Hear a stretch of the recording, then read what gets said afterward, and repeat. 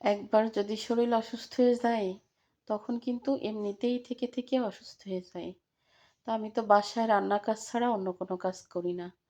আর বাপের বাড়ি আসছি, ইফতারির দাওয়াত ছিল। এখানে সব মুরগিগুলা উঠানে রেখে কাটা হচ্ছিল। প্রায় ৩-৪০০ মানুষের ইফতারি ছিল। তো রান্না ছিল তেহেরি, তো হয়েছে বিরিয়ানি। বড় বড় করে যে পিস দেখতেছেন সবগুলা কিন্তু প্যাকেটে যাবে। ১ পিস মুরগি, ১টা ডিম, সালাদ আর হচ্ছে ভাত। তো রান্না করতে তেহেরি, হয়ে গেছে বিরিয়ানি।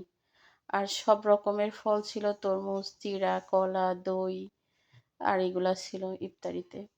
মসজিদে, ২ মসজিদে। আর বাসার জন্য সেম জিনিস ছিল। আবারও কিন্তু বাসায় রান্না করলো। ওই বড় কাতলা মাছ ভুনা করছে। তারপরে ডিম পাড়া লাল লেয়ার ভুনা করছে, ডাল রান্না করিছে, কলিজা ভুনা করিছে। গলদা চিংড়ি ছিল, রান্না করতে আর দেইনি, বললাম উঠায় রাখার জন্য। যে রোজা রেখে এত কিছু কে খাবে? তো রাতে আমরা সবাই ইফতারি করে সবাই আর কেউ খায়নি। সবাই যার যার বাসায় খাবার নিয়ে গেছে। সবকিছু রেডি করে দিয়ে বাবুর্চিদের ওইখানে গেলাম। রান্না করতেছে ডিম সিদ্ধ আর হচ্ছে বাসায় খাওয়ার জন্য ফালুদা ছিল, দই দিয়ে চিড়া আর সব রকমের ফল আর হচ্ছে বিরিয়ানি ছিল রাতে আমাদের।